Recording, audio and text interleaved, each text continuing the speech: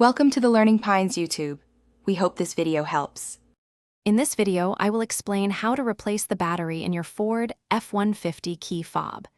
It's a straightforward process that you can easily do yourself in just a few minutes. First, you'll need a new CR2032 3-volt battery and a small flathead screwdriver. Having a clear, well-lit area to work will make the process even smoother. Now, let's open the key fob. Look for a small notch or seam along the edge of your fob, often near the keyring. Carefully insert the tip of your small flathead screwdriver into this slot. With a gentle twist, the two halves of the key fob should begin to separate. Take your time to avoid damaging the casing. With the key fob open, you'll see the old battery. Before removing it, take a moment to note which way the positive side, usually marked with a plus sign, is facing. Gently use your screwdriver or a fingernail to pry out the old CR2032 battery.